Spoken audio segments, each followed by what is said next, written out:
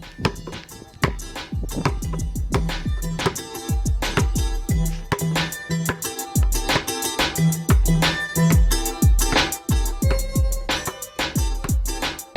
Hoop Heads Podcast is brought to you by Head Start Basketball.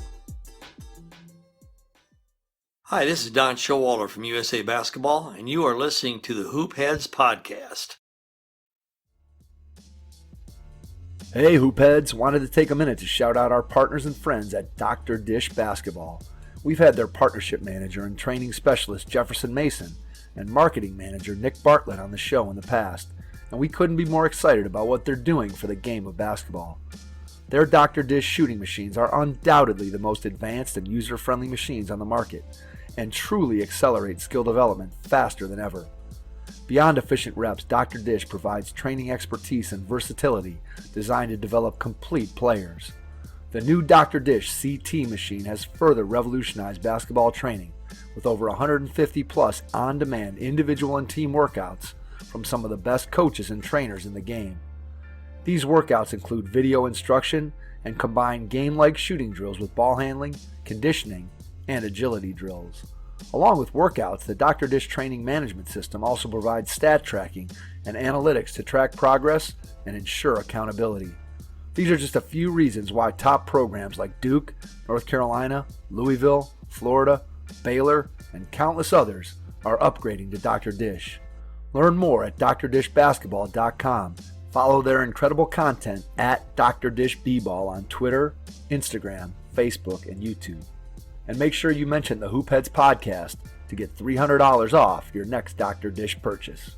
That's a great deal, Hoopheads. Get out and get your Dr. Dish shooting machine today. Bones over cones, right? Flesh to keep it fresh.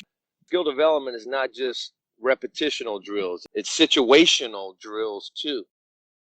Ganon Baker is regarded as one of the premier basketball skills trainers in the world.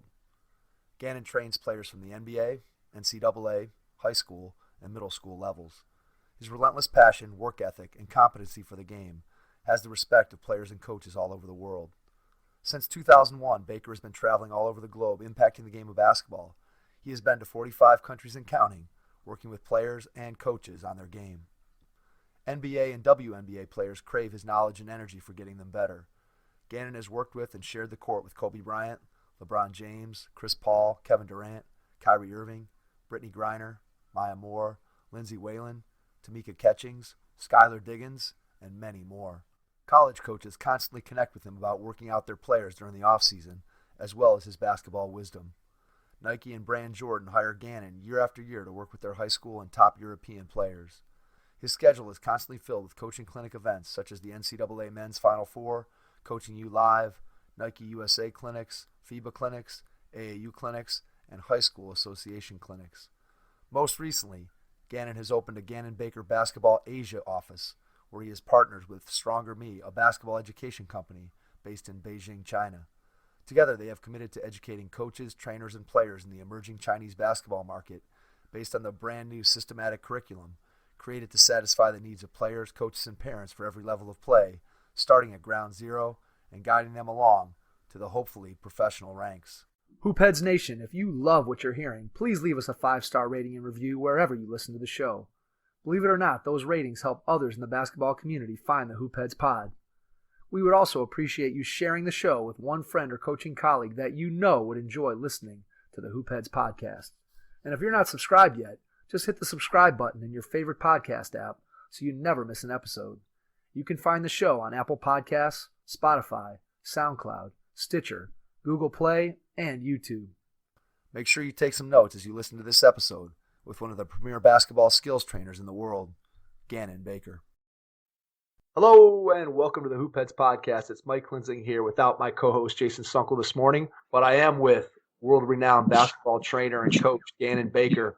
Ganon, welcome to the podcast. Hey, Mike, it's good to be here, man. Thank you for having me. Absolutely. Glad to have you back on for your second run with us here on the Hoopheads Pod.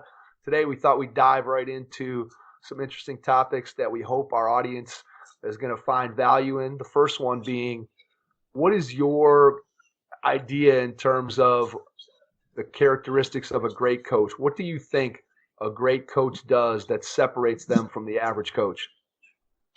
Well, I've always said that the two main jobs of a coach is to teach the kids how to win in basketball.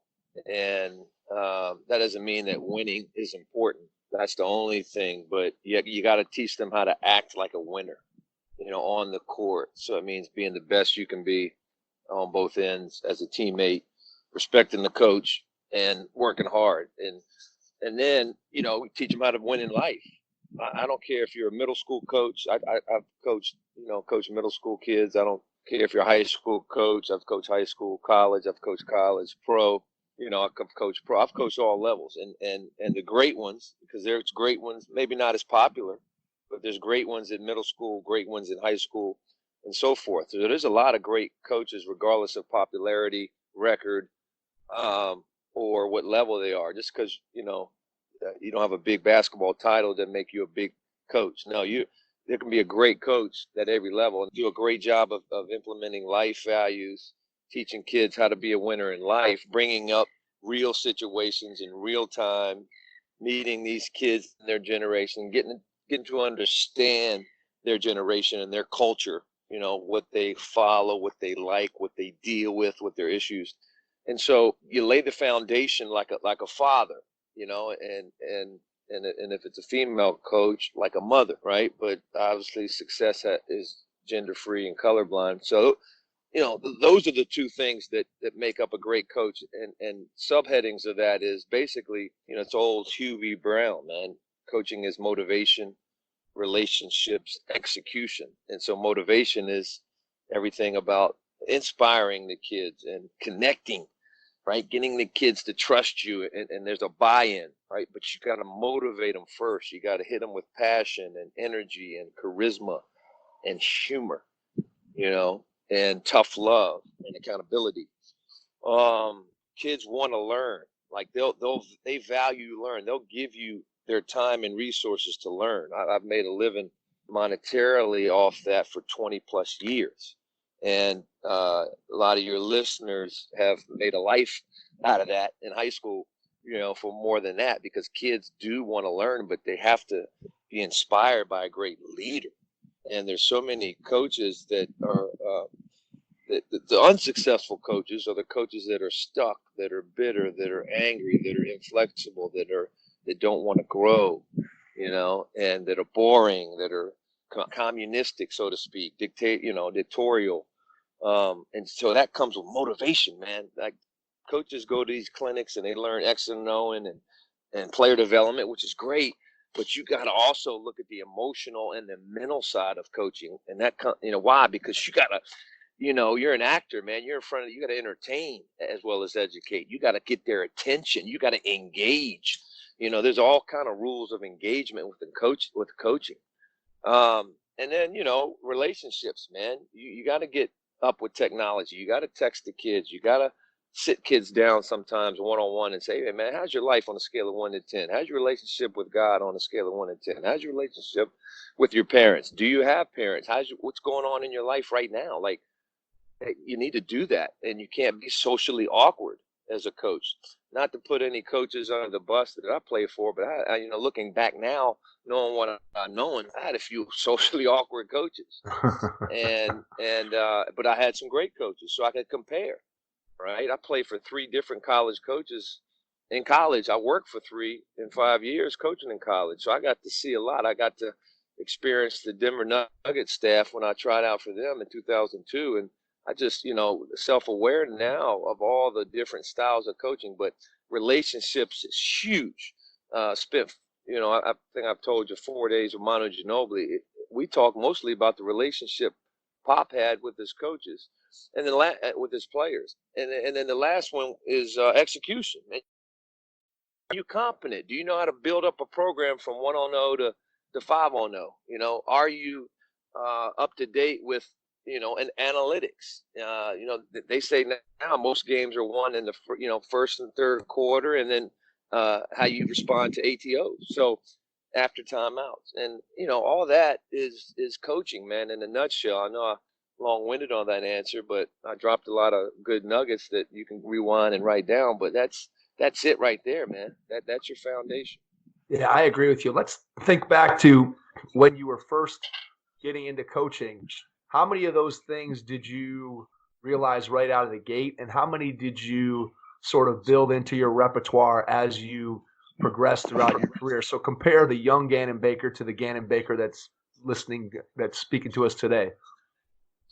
Yeah, well, number one, I knew motivate because I was self motivated. So internally, I thought, okay, well, if I was always motivated by coaches and coaches motivated me, and that worked.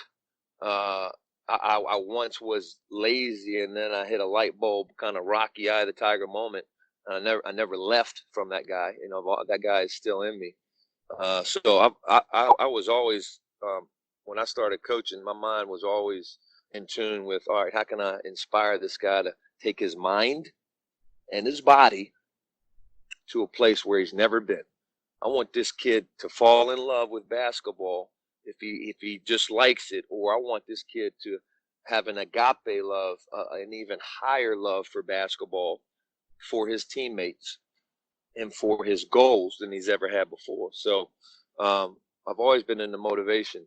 Relationships was the thing I had to work on, because I wasn't patient and tolerant of their softness and their silence and their stupidity. Those are the three S's. Now, and again, I would call kids stupid, and obviously I cared about them because I worked so hard for them. And I showed up. I still do. You come work out with me. I'm showing up, man. I'm in. I'm there. Let's go. Like, I'm all in, and that's the biggest compliment a player can get from a coach is if, man, they're doing their best. Whatever you do with all your heart as you're working for the Lord. I mean, that's spiritual. But I didn't do a good job of showing it. I didn't get into their life, and didn't ask, as a person. It was all basketball. It was a transaction. I work you out, man. This is what you need. How's your game? Boom, good.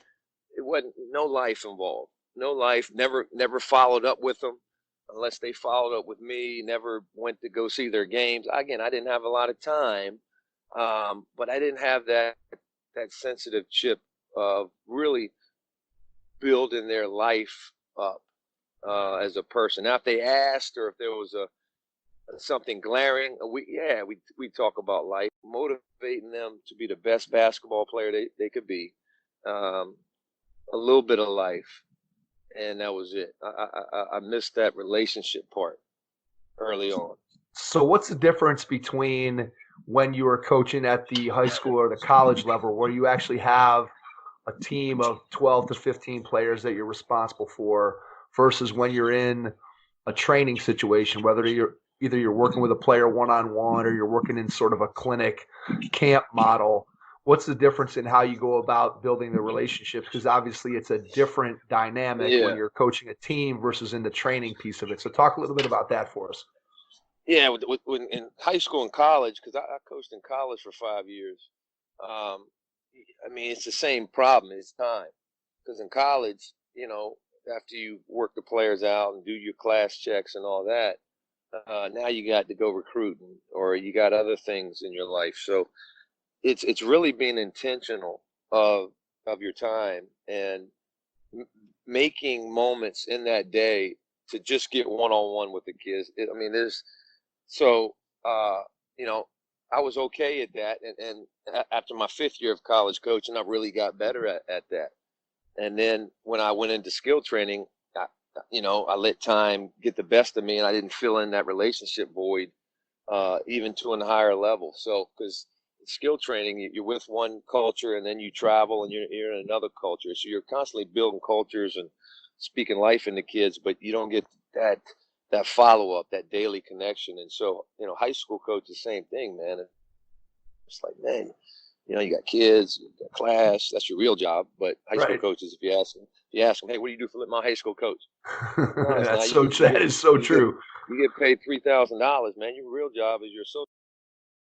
So like, they got their other job, right? And they can't Yep. do their real job. So it's being intentional, man. It's being being technology savvy, like texting guys and learning how to FaceTime, learning how to Facebook Messenger, sending an article of depression when you know one of your kids is depressed. It's taking him to a park, just you and him, giving him time, showing him that, man, you're important. And doing that with all 13, 14 guys, even the guys that don't play a lot. You got to give, them their time. And everybody has different love languages. So, love language is how you receive importance and value from people. Some it's words of affirmation, some it's gifts, some it's time, some it's acts of service. So there's a great book. I think his name is Gary Chapman. That's Yeah, one of the guys. that's a great book. Anybody out there who hasn't read it, it's a Yeah. fantastic book about relationships for sure. So you find what wets their whistle, and then you got to be intentional about it. And because the better your relationship with the kid, the better they're gonna be they'll have better aptitude on the court, which means the ability to learn and get that information from you on the court and do what you say, want to do it. And that's all it is, man. I mean, winning comes down to talent, right? And then it's motivation, execution, relationships. Will they buy in? Will they trust you? Do they work as hard as they can every single possession in that game? So it's intentional with your time, and it's really being in tune with, hey man, I haven't talked to Johnny in a while. Let me get a touch with him. And it might be sitting down eating lunch with him. It might be visiting him in PE, or whatever you can to connect and have it's conversation. And it's hard to do that because time is an enemy sometimes. Yeah, I think being intentional is key. That's been a theme that, as we've talked to coaches all over the place at every different level, day one of practice or day one when you get your job, thinking that that's what I'm going to do and that's what's important to me. And then, as you said, the daily grind kind of gets to you and it chews up that time. And then the things that you had planned to do, if you're not intentional about them, sometimes those go by the wayside. So I think that's really a good piece of advice. And as long as we're in the mindset here of getting better and improving and growing, I wanted to ask you, because I think this is something that coaches out there can learn from you as a coach. What are some of the things that you do to improve yourself as a coach? What are some of your go-to sources, maybe go-to people, just your process for how do you get better day in and day out so that you're giving the maximum value to the people who are coming to you as a coach? Man, that's a great question. And again, I'm not religious at all, but I am spiritual. I am a Christian, and I mean, my life source. So I believe that God gave me life, and He gave me my parents, and He put me on this earth for a reason. So if I'm a phone, then He's my electrical outlet, and I'm gonna work for a while, but then I'm gonna get worn down. And if I don't plug into Him, my emotions, my mentality, my feelings aren't going to be where they need to be as a man, as a father, as a mentor, as a coach, as a husband, as a friend. And so, I can say daily, I have solitude time. And coach, I'm an atheist. I don't believe in God. That's cool. I love you. That's fine. But do you believe that there's a higher being? Do you believe that there's a universe? Do you believe that life is all related? Then, okay, no, okay. Well, the best coaches out there had quiet time. I don't know Pat Riley's spiritual foundation, but he calls it quiet time. And he was very successful in basketball. He would sit down in his office, turn off the lights, quiet, maybe put on a little soft music, have an open notebook and pad in front of him, and just write thoughts down. And that's solitude time. Do research on meditation, right? It's proven, 100% proven. If you meditate every day, again, every day might be 10 minutes, 30 minutes, an hour, but you get some quiet time and you release stress, release anxiety, release confusion, ambiguity, and then you receive this, wisdom, you receive knowledge, you receive clarity, you receive thoughts, you receive ideas. You feel me? I feel you. And so for me, it's doing that with the Bible, with the sermon, with a good book, and just talking to God like, like I'm talking to you, but I'll use some scripture, because if you speak the word comes to life in your life, and that's number one. Number two, I mean, you go to the best of the best. Success has left footprints, so follow them and seek wisdom of those that come before you. So for me, it's Kevin Eastman. I play for him, work for him. He's a friend.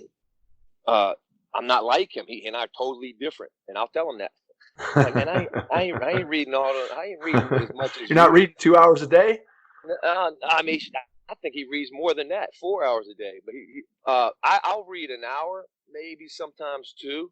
On some days, yeah, I might read 5 or 6 when I'm on the road. But no, but when I do read, I write stuff down, and I go. But I'm a little ADD, man. You know, had a little reading and comprehension problem in high school and elementary school, and it takes me a while I'm a slow reader. One of my good friends, Scott Savor, great guy, Secrets in Sports, out of Wisconsin. He's a speed reader, and man, he could just read a book in like 10 minutes. That's not me. You know what I mean? I got to sit down, recite, review. So it's okay to go to people that are a lot smarter than you, a lot better than you, that know more than you. You don't have to be them, but you can take information from them. And it's, all right, now what are you going to do with that? And here's the problem. I see a lot of people go to clinics. A lot of people got notes. A lot of people put stuff out there. But what are you actually applying? And that's why I love with Coach E, because he can give me all this stuff. He knows how to apply it all. I don't know how to apply it all, but, oh, that's a nugget right there. I'm that one book, that one concept, those couple basketball drills, terminologies, strategies, and they help me for the rest of my life. Absolutely. You know what I mean? Because it's not how much you know, it's what you implement, and what do people get out of it? How much do they get out of it, and do they buy into you? So you got to have a balance of information, and you got to have you got to have people that you go to that you're actually going to use what they're giving you. You know, I love to learn. We all love to learn. That's why we're on this podcast. But what are you going to do when it's over? How are you going to apply that one word, or what are you going to practice? You know what I mean? You can't practice everything, because then you stand for nothing. So it's not what you do, it's what you emphasize. And so when I'm talking with Coach E, you know, if something comes out at me, I'm writing it down and I'm emphasizing that, because I know it's true and I know it's right, because Coach E is one of the best in the world. From John Lucas, a life, you know, he's got a lot of life, and I'll call him just about balancing life and basketball and dealing with all the issues that men and athletes in our industry and coaches in our industry deal with. I mean, I'm on a talk this afternoon and doing a little research on life and basketball and family, man. Mike, 60 to 70% of coaches are divorced in our industry. College, NBA, high school, all combined.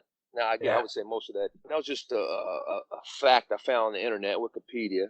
You know, I didn't do thorough research, but it wakes me up a little bit.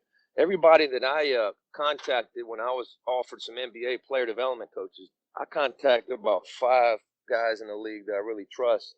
4 of them were single or divorced. Only 1 was married. So, you know, it's like, man, Coach Lucas, how do I balance success and family? Because to me, both are important. It's both integrated. My job changes lives. And so you go to him with that information. And then the third kind of person I go to is might be you. It might be some of your listeners. I go to people that say and do stuff that open up a treasure box within me. It's like, whoa, I want to do that. I like that. The older I've gotten, the more I've become a better listener. And I've recognized good things physically, mentally, spiritually, emotionally, socially, in the sense of teaching when I'm engaged. So I've become a better note taker, a better listener. I've recognized, man, that's pretty good. So, you know, the third type of person that I use or go to is anybody that speaks life and truth and passion that I can use in my life of basketball. And so that might be Hubie Brown, that might be Rick Pitino, that might be Phil Jackson's book, 11 Rings. That might be, something I see on Twitter.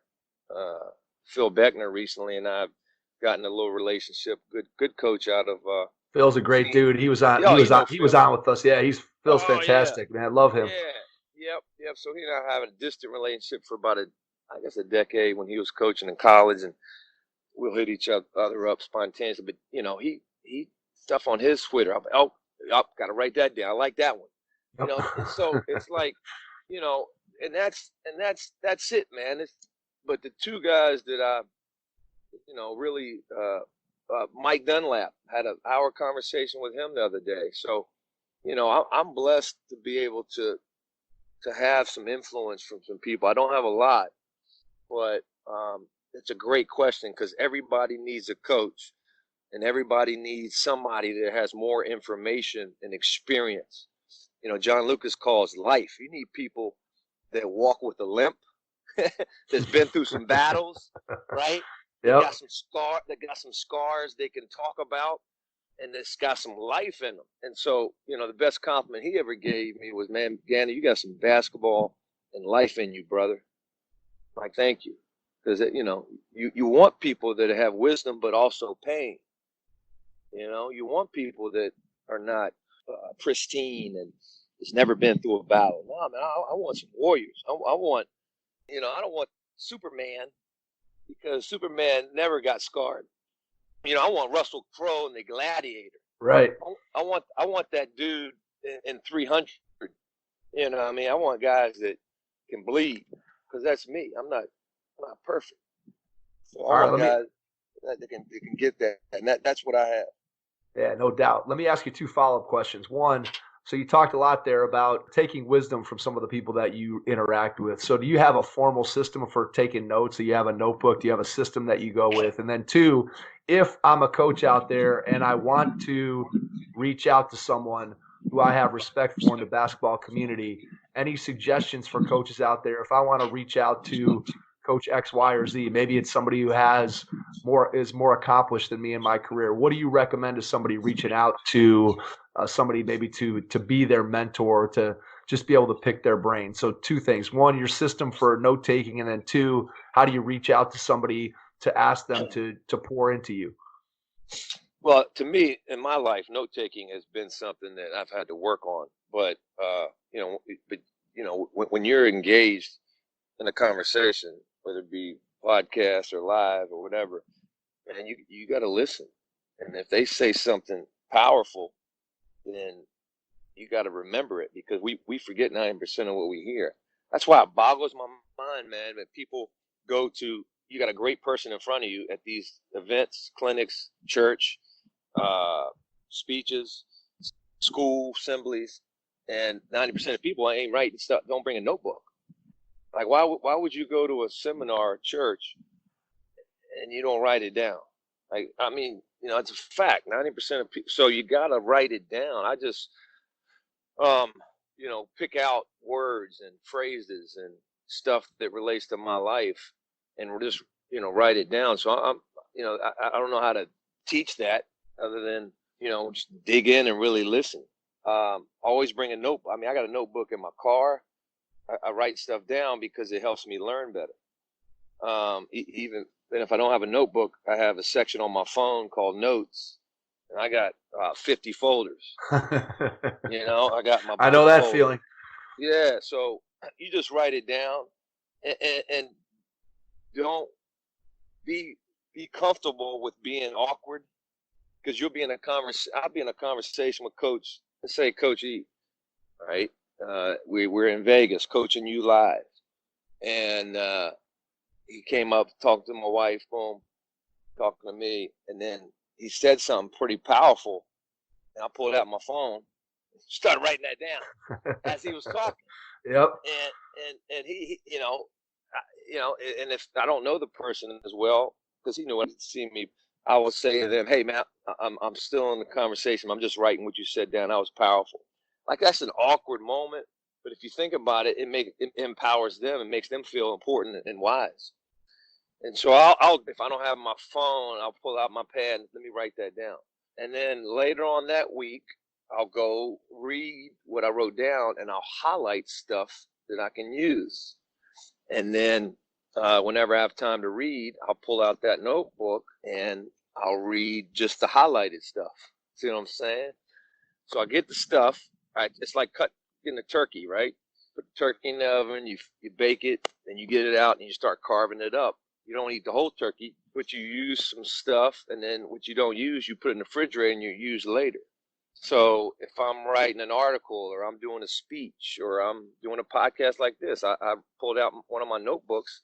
This notebook is called Basketball and Life Coach 2018. So I started in 2018, and I looked at a couple, highlighted things, and I thought, all right, how can I use this information today when we're talking about coaching and mentoring and building a skill development program?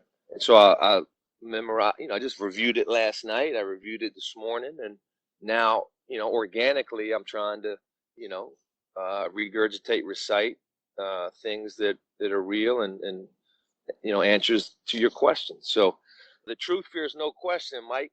If you study the truth, live the truth, and you try to get your heart and spirit to be the best you can be in basketball, teach the right thing, say the right thing, and not guess, then it's just going to flow, and you're going to speak wisdom and help people. So those are some, and then when I'm doing a podcast, if I hear something, powerful, I'll pause it, right? I mean, Mike, I've even gone so far as driving down the interstate, pulled over, rewinded the podcast, wrote that down. Like that's how intentional you got to be. And then again, Coach E's notes, it's like a freaking Ivy League professor, man. It's beautiful. It's like a piece of art. Mine, I mean, I got stuff on napkins. I got, I'll go to a speech with a little ripped out notebook with stuff that he's got highlighted, laminated stuff. But you know what? It works for him and it works for me. So it's about owning your style and owning your system of taking notes. Head Start Basketball, along with members of the J. Billis Skills Camp staff, will be hosting the very first Prime Skills Camp, an affiliate of the J. Billis Skills Camp that is held annually in Charlotte, North Carolina. Prime Skills Camp will take place on the campus of Western Reserve Academy, just outside of Cleveland, Ohio, June 26th through the 28th, and will be designed for boys rising to grades 6 through 9. Prime Skills Camp will mirror the J. Billis Skills Camp in daily programming, teaching, coach-to-camper ratio, and quality of instruction. Prime Skills Camp brings all of the team-oriented individual instruction, focus on the fundamentals, and high-level coaching to young men aspiring to a high school varsity basketball experience. This camp is operated by Billis Camp veterans and includes the J. Billis Coaches Development Program alongside the camp, ensuring that the quality of teaching and coaching at this camp is second to none. Please visit headstartbasketball.com or jbilliscamp.com for more information or to get registered. Your second question, as far as who out there, I don't want to guess and speak for you, but I would say if you're a middle school coach, really try to do research on the best high school coach or JV coach in your area. And have the humbleness, even if he's a competitor, man, have the humbleness to say, look, I'd like to learn this. I'm struggling with this. Or, hey, man, can I just pick your – and if they say no, go to the second best. And if they say no, then go to a college coach, because it's all relatable, right? It's all relative. There's stuff that Popovich does, Cheryl Reeves that the Minnesota Lynx does, right? Dawn Staley for South Carolina does, that we can use as high school coaches. I mean, it's you're dealing with people, right? John Calipari's kids at Kentucky make the same bonehead mistakes on and off the court that your kids make, Mike. So, I mean, yep. Now the style of play might be different. The level of talent might be different, but, we're human beings, man. We all bleed red. So that's my suggestion. And then, it's amazing what you can find on the internet, man. Google mentors. I'm a mentor. I mean, I've recreated revamped my business in the last 3 years to where instead of training players all the time, I'd like to, train coaches half the time or all the time now, So I actually do it for a living. And there's other coaches out there that do it for a living. But to me, that's an easy problem to solve. You just got to go find out, hey, what are you looking for? And who's in your backyard? And obviously during this time, you don't want to go find them. You got to find them better find them online and not in person. Yeah, I mean, virtual clinic with Latham Perkins and Lee Klein just had over 200 coaches around the country do clinics. That thing's been phenomenal. It's Yeah. Absolutely amazing. There's so much content there. Yeah, it was a blast. I had a blast doing mine. Yours was great, and I've been slowly trying to work my way through as many of them as possible. But man, there's so much content there. It's incredible what those guys were able to put together. Yeah, reach out to those guys, and just, you don't even have to say, hey, will you be my mentor? Just hit them with questions. For example, I didn't know this guy knew me, but a guy named Phil Handy is the player development coach for the Lakers. He was here in Cleveland. Yeah, he was in Cleveland. Unreal. I don't think I've ever met him, man. Unreal dude, but he'll hit me up like he knows me. He'll hit me up and just compliment me. He'll hit me up and give some gratitude. And I'm like, and then so I start following him. I'm like, man, this guy's good. And so is he mentoring me? Am I mentoring? I don't know. It doesn't matter. All that matters is, you know what? There was a connection, and now I sent him the other day 5 questions on how he deals with these issues with his players, and it was how do you deal with a player's laziness? How do you deal with a player's fear? How do you deal with a player's confidence? How do you respond to mistakes? What are your teaching points for a side pick and roll? And so he was like, "Yo, I'm gonna call you. I ain't texting you on that. Let's talk about that live." So we're trying to, and that's all it takes. Just be persistent and have some resolve about. You will find somebody that's going to give you the right answers. You just got to keep asking the right people and keep asking the right questions. Yeah, and that goes back to what we talked about right off the top of the podcast, which is building relationships. And not only were you building relationships with players, but in this case, you're building relationships with colleagues in the coaching profession. And I think that's really important. And the other thing that I hear you saying that I think is important, not just as in the basketball world, but I think it's just important in life, is that you can't be afraid to ask or to reach out to somebody. And too often we kind of get trapped in our own mind and we don't get outside of that and look around and say, okay, here's a situation. And we all know that in most cases, the things that we're dealing with in our life or in our profession, there's somebody out there who's dealt with those same things before. We don't invent new problems. We have problems and issues that other people have faced. So why not reach out to people who have those answers, who have been through the battles, who are warriors like you described earlier, and ask them for their wisdom so that we can learn from what they went through and then apply that in our own life. And I think you have to be, goes back to another word we talked about, you have to be intentional. You got to go out and you got to find those people and say, hey, I'm looking for this. I need this. I want this.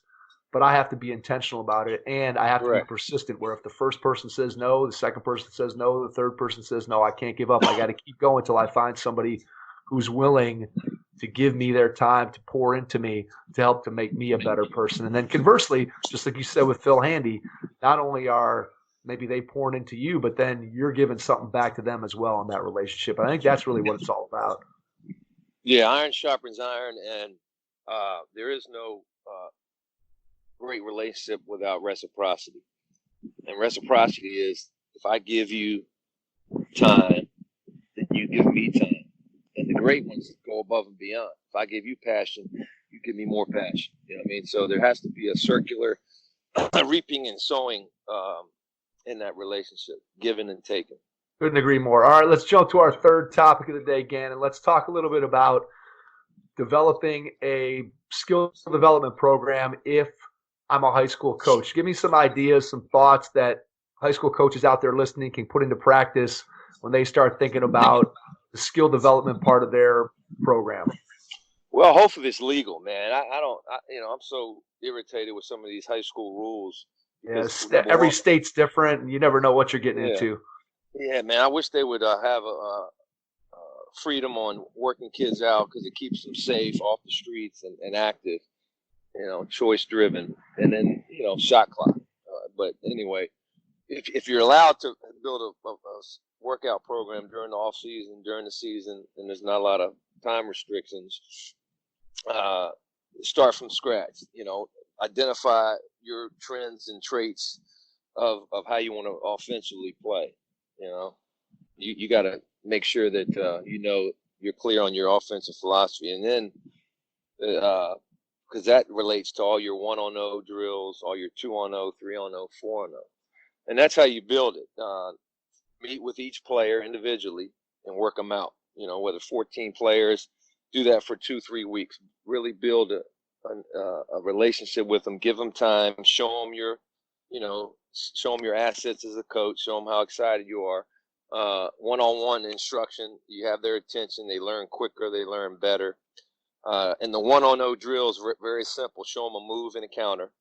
Off the dribble, off the finish, 1 foot, 2 foot. Off the cut, no screen. Off the screen. Off the catch, right, and the triple threat.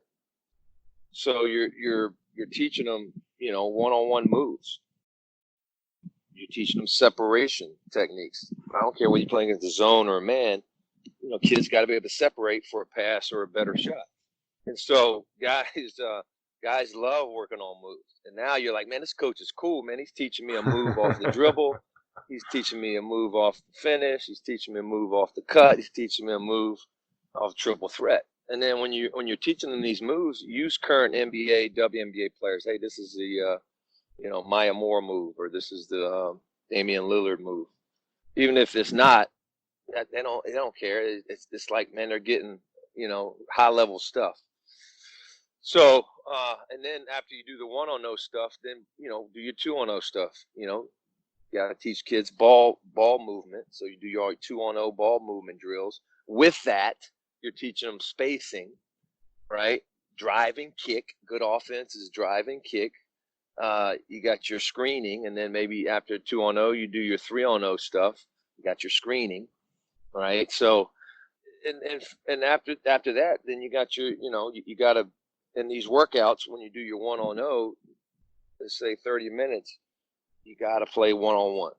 So whether you play them or you have another kid, but you got to go 1-on-0, 1-on-1, 2-on-0, 2-on-2, 3-on-0, 3-on-3, cut through. Then 5-on-5 is your team. So by the time you get your team workouts during the season, man, these kids have the small parts, and the whole works better. The relationship is built. You're building versatility in your program, so that's how I would build it. And don't forget film. If you can, film the workouts. It could be their mechanics you want to harp on, or it could be, hey, I'm gonna film this 3-on-3 cutthroat and show them. So 10 minutes. Why? Because kids can, it's like a movie. They see it. You can rewind it. You just get more mental reps. And if you want your body to be right, your mind has to get there first. So they see it in the mind and they do it with their body. You can send them the link. They can watch it again. You can have them, hey, man, write down 5 things you're doing good, 5 things you're doing bad. Like it could be cerebral. Like there's not enough basketball IQ teaching, I think, in high school. At least the average program. The good ones do, right? The Matha, just for an example. I know they do a lot of taking notebooks, writing down IQ work. But, in a nutshell, that's how you build it. What in your mind is the right, I don't know if balance is the right word, but what's the balance between I'm showing a kid something new? So we're working on a brand new one-on-one move. How much time do I spend working with a kid without a defender on there, getting the technique down before I throw them out there against the defender? So let's say I'm going to teach a kid a brand new move. This is a high school player. So I'm teaching them something brand new, footwork, whatever, that is a one-on-one move. How well do they have to have that move perfected before you throw a defense in front of them? Do you want them to be 50% of the way there? Do you want to throw them out there after you showed it to them for a half hour? Do you want just explain a little bit about what that progression might look like? Well, how long is the workout? Let's just say you have a typical workout. So let's say it's a 60-minute workout. Yeah. So I always do about 40 minutes of 1-on-0, reps. You get repetitional drills where you're showing the mechanics, you show them the reads. If you're not open, these teammates are going to be open. That's the one thing that coaches forget about is they'll do a 1-on-0 move, and they do not one time emphasize during the workout, hey, when you drive, one teammate will be here, other teammate will be here. You got to tell them where the other 4 teammates are going to be and where their defenders might be, so they can kind of have a visualization, so that in the game their realization is better. And so that takes time, man. So 40 minutes, you're working on mechanics, you're working on reads, right? But those are called repetitional drills. You just do the same move, the same drill over and over and over and over and over and over again. And then the last 15, 10, maybe 20 minutes, now you give them reads. Whether they're great at that move or not, you got to give them some dessert. You got to throw them a bone. You got to give them a carrot. You got to throw some candy in there, man, because they just ate broccoli for 40 minutes. So you're not going to give them some ice cream, so you gotta let them play. And so whether you guard them or, hell, you should be able to guard them, man. I'm almost 50 and I can outlast some of my 20-year-olds, man. So any coaches out there that is 50 or below, you better be guarding them, man. You can get out there. If you can't, you get hurt, then go work out. Go exercise, go work out. You don't have to do it to be a great coach, but it ain't going to hurt you. And it's one of the best ways to get kids to work harder, to get kids to come back, to get kids to engage, is because they don't see it a lot, and they get inspired when their old-ass coach is out there kicking. Plus they want to beat you, right? Plus, they want to beat you. This coach has been yelling at them, so to speak, and getting on them and riding them. Oh, okay, you're going to go. I'll show you, coach. And so that's what I think about when I work out. And I'm like, yeah, I can't wait till the next Yahoo tries to, tell me I'm old. Like some guy the other day in China, not the other day, but last year in China, said, Coach, you old. And he said it in Chinese slang.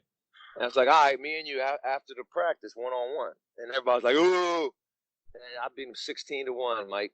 Nice. Now he couldn't. He wasn't like the college kids that I used to, he wasn't that good. But my point is, you don't think that kid is going to come back and play hard? That kid had a smile on his face. I got to work out. And so you play him 1-on-1, man. And as you're doing it, you play pause. Hey, you should have done stop. Do this again. You went here. You should have done this. Your head was down. Your hips weren't dropped. That's why you're off balance. When my hand is here, you do this. So as you're playing them 1-on-1, you're giving them feedback and correction. And then, if you have another player, well, that's easy. You just sit there and stop and play, and you give feedback and you coach on the fly. But it's very, very important that, when you're doing a drill, now you got to, add the flesh, add the bones over cones, right? Flesh to keep it fresh. You got to, skill development is not just, repetitional drills. It's situational drills too. Coaches, we've teamed up with Coach Tyler Whitcomb so you can now purchase his exclusive new playbooks right from the Hoopheads Pod website.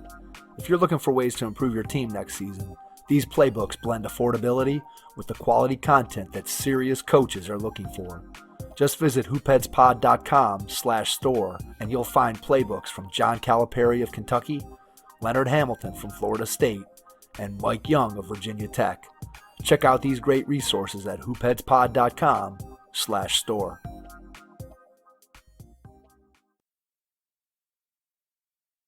What does it look like in season if I'm a high school coach? So what is my skill development? Because I know a lot of times you'll hear coaches, there's that debate of how much time do I focus on my, quote, team stuff, whether that's putting in your offensive system or your defensive system or working on walking through your opponent versus just continuing to help my players develop their skills. My frame of reference is, doing this for over 20 years as a college coach and now player development, 48 countries, 48 states. I've seen it all, and I'm still seeing it. So my frame of reference is pretty good. And I would say the good programs that I've seen do skill development during the season. And they do 50% or more. So if you're doing 100%, right, skill development time, so say you're doing 10 hours of skill development a week with your players. So when the season comes, do you do 10? I don't know. But I know you definitely got to do at least 5. So you cut your skill development time down to at least 50%. You're still getting 50%. A lot of teams are lifting Monday, Wednesday, Friday during the off season. And then during the season, they only lift once. Well, now you got to lift twice, or 3, but you keep it going. Here's the thing. In the NBA, WNBA, they're the best of the best.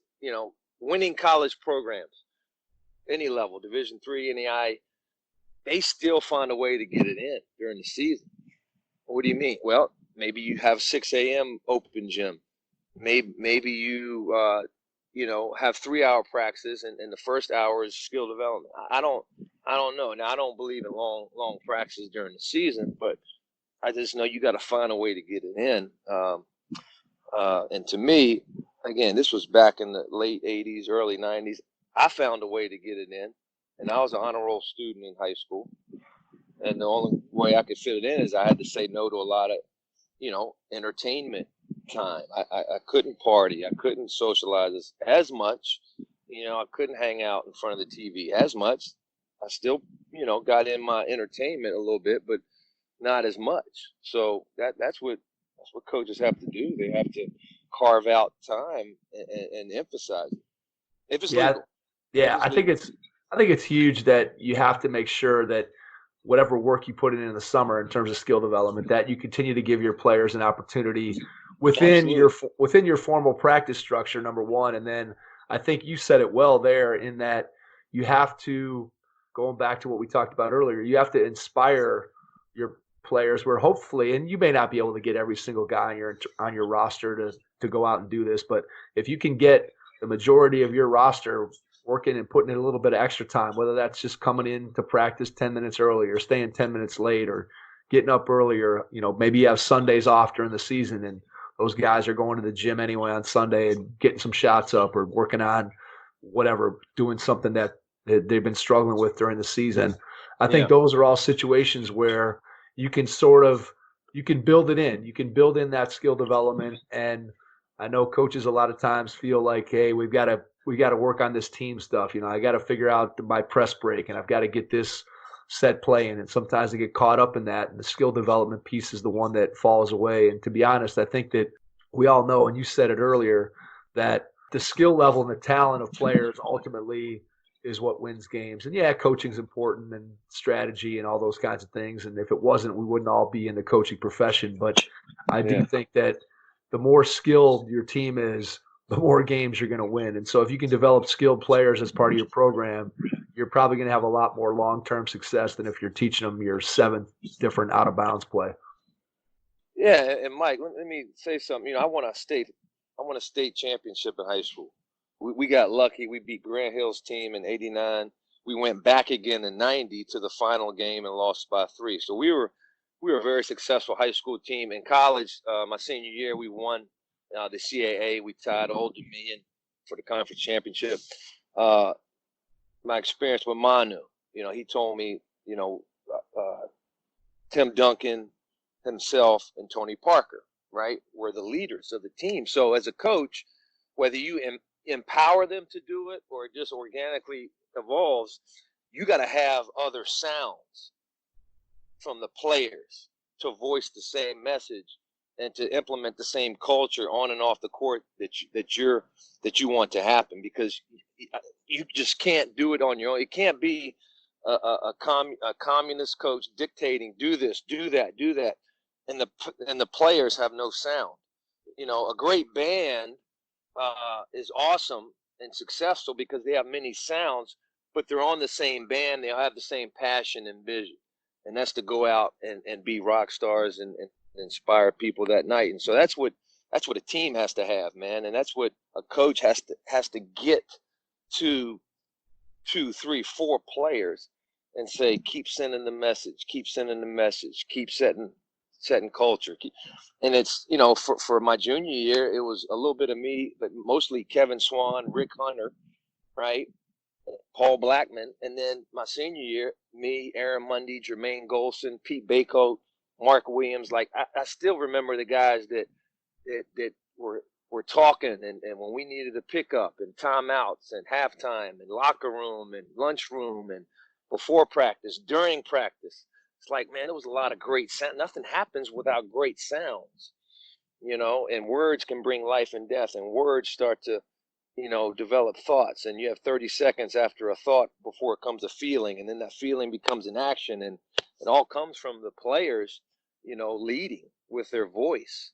Player-led teams are often the most successful when compared to coach-led teams. And then we were talking to Mano Watsa last night from PGC, and Mano, good guy, a great guy, and he shared a thought that I thought was, really key when it comes to talking about the culture. What you're talking about here was, he said that you have to put things in place so that the culture exists even when you're not there. So if I'm the head coach of a program and 2 or 3 of my kids are getting together to have a workout, or they're in the locker room and I'm not there, is the culture that I've tried to instill in my team, is it still present even when I'm not there and physically present? Yep. And I think that's something that if you're coaching, if you're leading a program at whatever level, it could be you're leading a youth program, you're leading a middle school program, you're leading a high school program, and on up all the way through, the best organizations, the best teams have a culture that's present. It's not just dependent upon that one leader, that one person being there. Even when that person is at home, sitting at their kitchen table eating dinner, that culture still exists anywhere that organization is. And I think that's the goal that any coach should have out there, is to put that type of culture together, which is what you were describing with your high school team, that you had guys that had bought into that culture and then they enforced it even when your high school coach wasn't physically present. The culture was still present. I think that's a key for any coach who's trying to build a program. You got to have locker room coaches. You got to have lunchroom coaches, and those coaches are players, So no question. Well said. No question. All right, Ganon, let's wrap up there. I want to give you a chance before we get out to just share with people how they can reach out to you. Give us your social media handles. Give us your website. Just do some self-promotion here. And then if there's any final point you want to make before we finish up, you can, and then I'll jump back in and wrap up the episode. Yeah, man. Well, I appreciate it, man. I'm on social media. Ganon_Baker_ is my Instagram. Website, GanonBakerBasketball.com.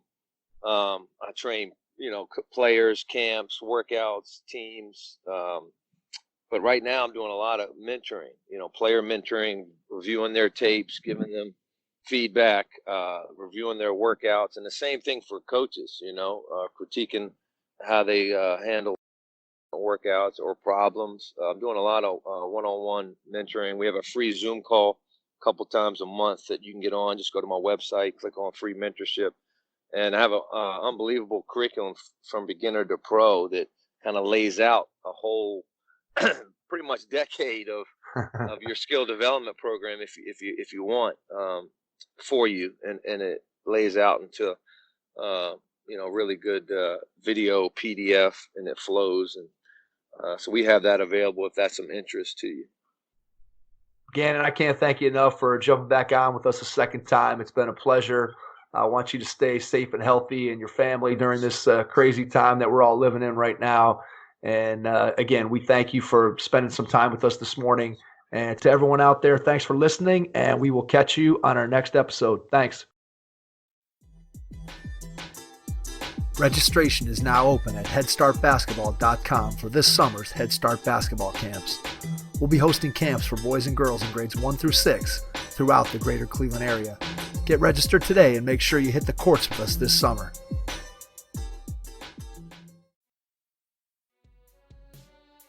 Hey everyone, last year at the Junior NBA Summit, I came across an amazing company called iSport 360 and its founder, Ian Goldberg.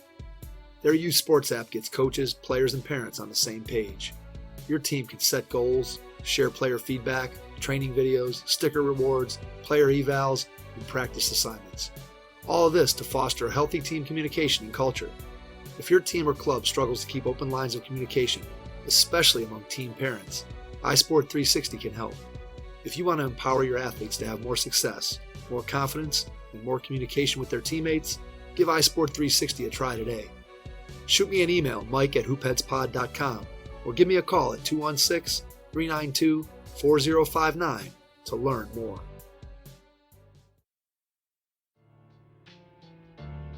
Being without basketball right now is tough for all of us, so we've partnered with Pro Skills Basketball to offer you a 50% discount on their ultimate shooting guide and video program that will put players on a guided path to becoming the best shooter they can be. With 1 year's worth of workouts that includes games, drills, and competitions, players will gain access to a blueprint showing them what it takes to become an elite level shooter. If you're looking to improve your shooting at home, this program can help. Visit hoopheadspod.com/store to check it out. Thanks for listening to the Hoop Heads podcast, presented by Head Start Basketball.